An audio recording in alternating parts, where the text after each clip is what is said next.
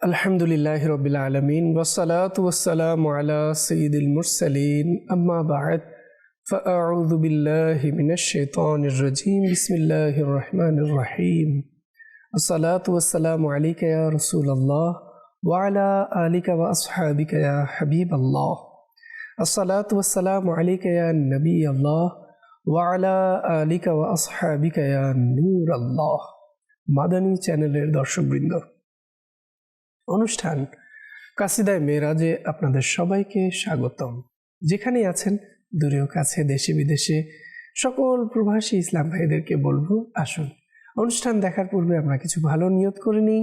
হাদিসে কারিমার মধ্যে কত সুন্দর বলা হয়েছে, নিয়তুল মুমিনি খায়রুম মিন আমালি। মুমিনের নিয়ত তার আমল অপেক্ষা উত্তম। কেননা নিয়তের উপরই আমল নির্ভরশীল। আমাদের নিয়ত যেমন হবে, আমাদের আমলও সে হিসেবে গণ্য করা হবে। এখন আমরা যদি ভালো নিয়ত করি, তাহলে আমরা সওয়াব অর্জন করতে পারব। আল্লাহ তাআলা আমাদেরকে ভালো নিয়ত করার তৌফিক দান করুন। দুরূদ শরীফের অগণিত বেশুমার ফজিলত এবং বরকত রয়েছে। নবী করিম রফুর রহিম হুজুর সাল্লাল্লাহু তাআলা আলাইহি ওয়া আলিহি ওয়াসাল্লাম ইরশাদ করেন, যে ব্যক্তি আমার উপর 10 বার দুরূদ শরীফ পাঠ করবে, আল্লাহ তাআলা তার 100টি গুনাহ ক্ষমা করে দেবেন। সুবহানাল্লাহ। মাদানী চ্যানেলের দর্শক, প্রতিনিয়ত নিঃসন্দেহে আমরা অনেক ধরনের ভুল ত্রুটি গুনাহ করে ফেলি, আর এই গুনাহের কাফারার একটি মাধ্যম দুরূদ শরীফ। তাই দুরূদ শরীফকে আমরা আমাদের জীবনের সাথে সম্পৃক্ত এমনভাবে করি যেন প্রতিদিন এই আমলটি ধারাবাহিকভাবে আমরা করতে পারি। তাহলে দুনিয়া আখিরাতের অসংখ্য নিয়ামত আমরা অর্জন করতে পারব। আল্লাহ তাআলা আমাদেরকে অধিক হারে দুরূদ শরীফ পাঠ করার তৌফিক দান করুন। সাল্লু আলাল হাবিব সাল্লাল্লাহু তাআলা আলা মুহাম্মদ সাল্লাল্লাহু তাআলা আলাইহি ওয়া আলিহি ওয়াসাল্লাম। দর্শকবৃন্দ, আলা হযরত ইমামে আহলে সুন্নাত রাহমাতুল্লাহি তাআলা আলাইহির আজ আমরা 49 নং কাসিদার পংক্তি থেকে আমরা শুরু করব। আলা হযরত রাহমাতুল্লাহি তাআলা আলাইহি মেরাজের কোন বিষয়গুলোকে কত সুন্দরভাবে ছন্দ আকারে তুলে ধরেছেন সে সম্পর্কে, এবং নাথখা ইসলাম ভাই আমাদের সঙ্গে আছেন। শুনব তার কণ্ঠে আলা হযরত রাহমাতুল্লাহি তাআলা আলাইহির এই কাসিদা। দর্শকবৃন্দ, মেরাজের অলৌকিক ঘটনা, এ ধরনের ঘটনা পূর্বে হয়েছে না ভবিষ্যতে কখনো হবে।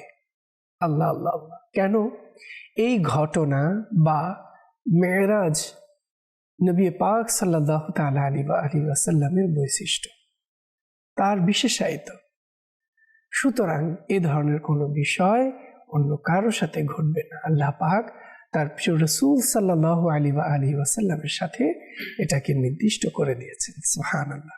তো আসুন দর্শকবৃন্দ, আলা হযরত রাহমাতুল্লাহি তাআলা আলাইহি 49 নং बढ़े तो लेकिन এখান থেকে কি বলতে চেয়েছেন, আসুন আমরা নাথখা ইসলাম ভাইয়ের কণ্ঠে, তার সুলিত কণ্ঠে আমরা শুনব।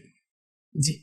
मेरे मोहम्मद प्यारे बने हैं दोला दोला, मेरे मोहम्मद बने हैं दोला।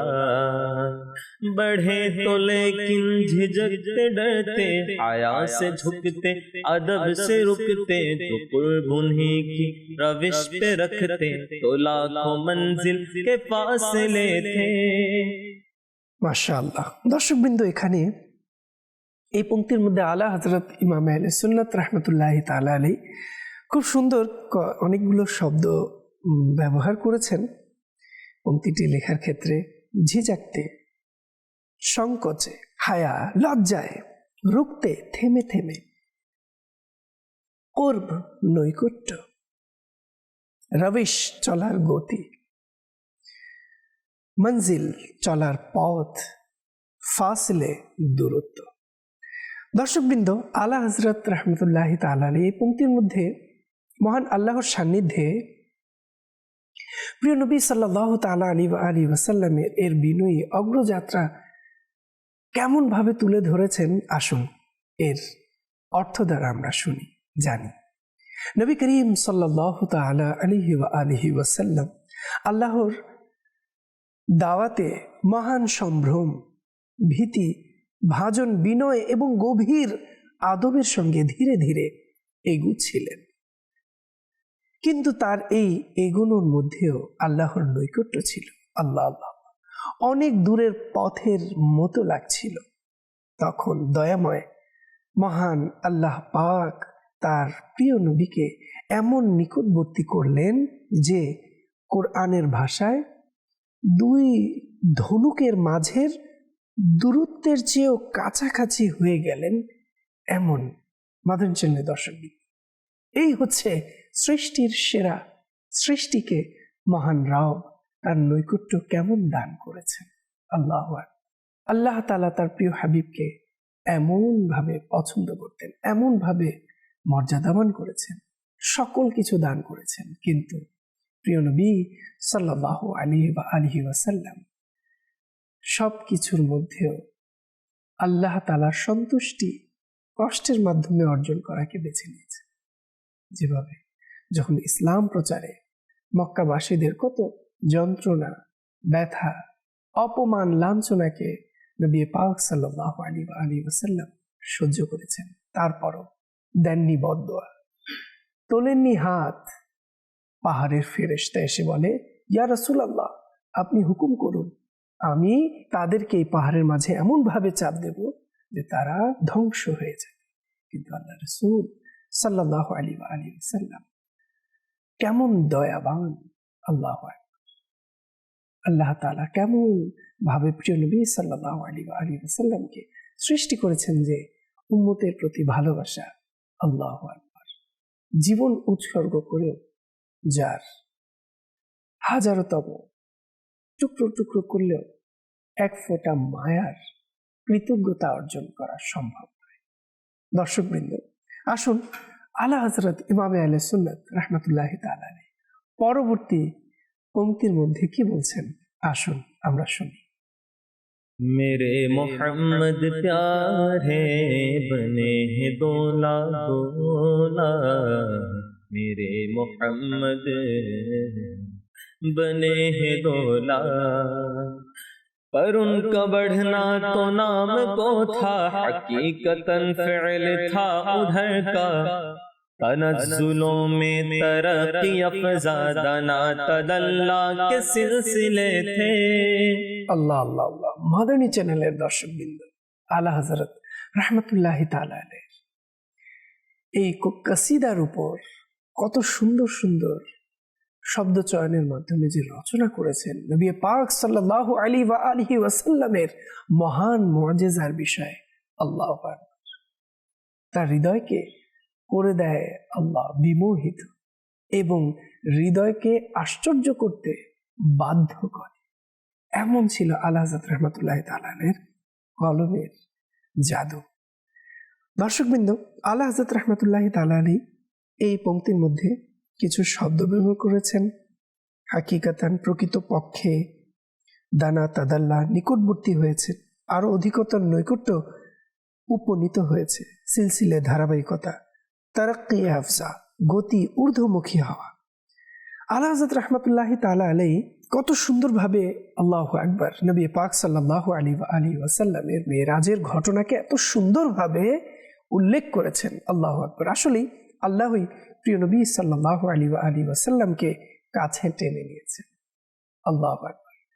আল্লাহ পাকই তো তার প্রিয় হাবিবকে দাওয়াত দিয়ে নিয়ে গেছেন মেরাজে। আলা হযরত রাহমাতুল্লাহি তাআলা আলাইহি এখানে বলছেন, মেরাজের রাতে নবী করিম রফুর রহিম হুজুর পুর নূর সাল্লাল্লাহু তাআলা আলাইহি ওয়াসাল্লাম এর অগ্রসর হওয়া ছিল নামমাত্র। প্রকৃত পক্ষে আল্লাহই তার প্রিয় হাবিবকে নিজের কাছে টেনে নিয়েছেন, ডেকে নিয়েছেন। সুবহানাল্লাহ। আল্লাহ তার শানের মতোই নবী করিম সাল্লাল্লাহু আলাইহি ওয়াসাল্লামকে অগ্রসর করেছেন স্বাগত জানাতে। আল্লাহু আকবার। মহান রবের দিদার লাভের ইচ্ছে কার নেই? হ্যাঁ দর্শকবৃন্দ, প্রত্যেক বান্দার আছে। আর নবী পাক সাল্লাল্লাহু আলাইহি ওয়াসাল্লাম যেই সৌভাগ্য অর্জন করেছেন দুনিয়াতে থেকে মহান আল্লাহ তাআলার মাথার চক্ষু দিয়ে দিদার লাভ করেছেন, এই দিদার কিন্তু নবী করিম সাল্লাল্লাহু আলাইহি ওয়াসাল্লামেরই বৈশিষ্ট্য। এটা আর কেউ পাননি, না কখনো পাবেন। হ্যাঁ, জান্নাতে যখন প্রিয় নবী সাল্লাল্লাহু আলাইহি ওয়াসাল্লামের সুপারিশের মাধ্যমে আমরা জান্নাত লাভ করব, জান্নাতে প্রবেশ করব, জান্নাতবাসীদের জন্য মহান আল্লাহ তাআলার দিদার হবে জান্নাতের সবচেয়ে বড় নিয়ামত। আল্লাহু আকবার। যখন বান্দারা মহান আল্লাহ তাআলার দিদার লাভ করবে, আল্লাহ অনন্তকাল বয়ে যাবে মহান আল্লাহ তাআলার জিয়ারত লাভ, দিদার লাভ। আর যে আকাঙ্ক্ষা প্রত্যেকের ছিল, অনেক নবীদেরকে যেমন মুসা কালিমুল্লাহ আলাইহিস সালাতু ওয়াস সালাম, আল্লাহু আকবার, আল্লাহ তাআলাকে দেখতে চেয়েছিলেন, কিন্তু আল্লাহ তাআলা বলেছিলেন লান তারানি, তুমি আমাকে দেখতে পারবে না। কারণ আল্লাহ, দুনিয়াতে এটা সম্ভব নয়, শুধু একজনের জন্য, আর তিনি হলেন আমার প্রিয় হাবিব হুজুর মুস্তাফা সাল্লাল্লাহু তাআলা আলাইহি ওয়াসাল্লাম। দর্শকবৃন্দ, আসলে আল্লাহ হযরত রাহমাতুল্লাহি তাআলা আলাইহি প্রিয় নবী সাল্লাল্লাহু তাআলা আলাইহি ওয়াসাল্লামের মেরাজকে কত সুন্দরভাবে তার কবিতায় উল্লেখ করেছেন। আল্লাহু আকবার। চলুন দর্শকবৃন্দ, এর পরবর্তী পংক্তিতে আল্লাহ হযরত রাহমাতুল্লাহি তাআলা আলাইহি কি বলছেন। দর্শকবৃন্দ, আল্লাহ হযরত রাহমাতুল্লাহি তাআলা আলাইহি এখানে বাজরা, এক প্রকার শৌখিন নৌকা অর্থে ব্যবহার হয় শব্দটি। এরপর বাহার, মহাসাগর, সমুদ্র, হু একক, উবরা উচ্ছ্বাসিত হল, গদি কোলে, ফানা বিলীন। দর্শকবৃন্দ, আল্লাহ হযরত রাহমাতুল্লাহি তাআলা আলাইহি এই পংক্তিতে নৈকট্যের গভীরতা এবং এর রহস্যকে এমনভাবে তুলে ধরেছেন, আল্লাহু আকবার। নবী পাক সাল্লাল্লাহু তাআলা আলাইহি ওয়াসাল্লাম মহান আল্লাহর দরবারে উপস্থিত হলেন, আল্লাহ তাআলার দিদার, নৈকট্য লাভ করছেন। সেই সময়টিকে আল্লাহ হযরত কিভাবে উল্লেখ করেছেন শুনুন। এখানে খুবই রূপকভাবে বলা হয়েছে দর্শকবৃন্দ, হঠাৎ এক রহস্যময় নূরের নৌকা যেন দেখা দিল, আল্লাহর একত্বের সমুদ্র উত্তাল হয়ে উঠল। তারপর প্রিয় নবী সাল্লাল্লাহু আলাইহি ওয়াসাল্লামকে এমন নৈকট্যের সেই নৌকায় বসানো হলো যে নিজেকে আল্লাহর প্রেমে সম্পূর্ণ বিলীন করে দেওয়ার অবস্থা সৃষ্টি হলো। এগুলো এমন অনুভূতির কথা যা বর্ণনা দিয়ে নয়, শুধু হৃদয় দিয়ে অনুভব করার বিষয়। আজ পর্যন্ত দুনিয়ায় যত ধরনের মুআজিজা হোক না কেন, সকল মুআজিজার শ্রেষ্ঠ মুআজিজা হলো নবী করিম সাল্লাল্লাহু তাআলা আলাইহি ওয়াসাল্লামের মেরাজের মুআজিজা।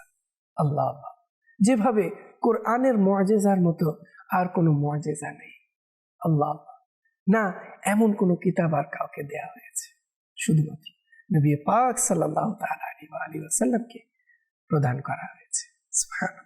দর্শকবৃন্দ, চলুন আগে আমরা দেখি আল্লাহ হযরত রাহমাতুল্লাহ তাআলা আলাইহি তার পরবর্তী পংক্তির মধ্যে কি বলছেন। আসুন শুরুতে আমরা সুরে সুরে সুমধুর কণ্ঠে শুনবো, এরপর আমরা জানব।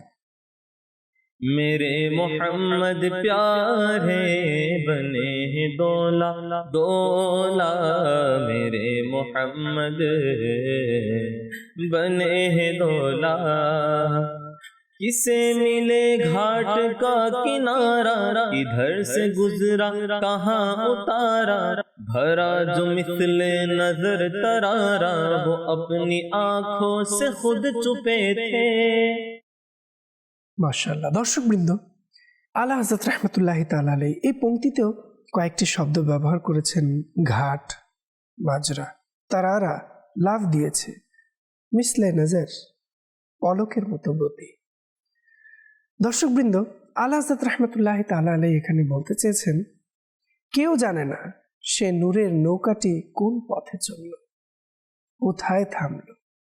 তারপর নবী পাক সাল্লাল্লাহু আলাইহি ওয়াসাল্লাম এমন দ্রুত ফিরে এলেন যা চোখের পলকের চেয়েও দ্রুত।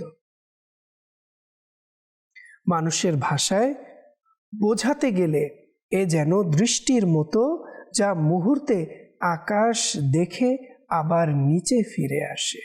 আল্লাহ আল্লাহ আল্লাহ। দর্শকবৃন্দ, আলা হযরত রহমতুল্লাহি তাআলা আলাইহি নবী পাক সাল্লাল্লাহু আলাইহি ওয়াসাল্লাম মেরাজ আল্লাহ দুনিয়ার কয়েক মুহূর্তের ছিল, কিন্তু তা ছিল এক বিশাল সফর। মহান আল্লাহ তাআলার দরবারে 7 আসমান জমিন সবকিছু দেখেছেন, জান্নাত জাহান্নাম সবকিছু নবী পাক সাল্লাল্লাহু আলাইহি ওয়াসাল্লামকে দেখানো হয়েছে। এরপর মহান আল্লাহ তাআলার দরবারে নবী পাক সাল্লাল্লাহু আলাইহি ওয়াসাল্লাম উপস্থিত হয়েছে। এই সকল ঘটনা দুনিয়ার চোখ দিয়ে দেখলে তো বোঝাই অসম্ভব, কারণ দুনিয়ার সময় ছিল তখন থেমে। দর্শকবৃন্দ, চলুন পরবর্তী পংক্তির মধ্যে আল্লাহ হযরত রাহমাতুল্লাহি তাআলা আলাইহি কি বললেন আমরা শুনি। জি। मेरे मोहम्मद प्यारे बने हैं दोला दोला, मेरे मोहम्मद बने हैं दोला। उठे जो कसरे दाना के पर्दे, कोई खबर दे तो क्या खबर दे, वहां तो जा ही नहीं दुई की, न कह के वो भी न थे अरे थे। আল্লাহ আল্লাহ। দর্শকবৃন্দ, এখানে আল্লাহ হযরত রাহমাতুল্লাহি তাআলা আলাইহি বোঝাতে চেয়েছেন, যখন পর্দা উঠে গেল আর মহান আল্লাহর নৈকট্য প্রকাশ পেল, সেই অবস্থা কেমন ছিল তা বর্ণনা করার কেউই নেই, কারণ লা মাকান হলো একত্বের জায়গা, সেখানে দ্বৈততার ধারণাই নেই। তবুও আল্লাহ ছিলেন, নবী করিম সাল্লাল্লাহু আলাইহি ওয়াসাল্লামও ছিলেন। ঠিক যেমন সমুদ্রে ফোঁটা পানি মিশে গেলে আলাদা করা থাকে না, তবুও তার অস্তিত্ব নষ্ট হয় না। আল্লাহ আল্লাহ আল্লাহ।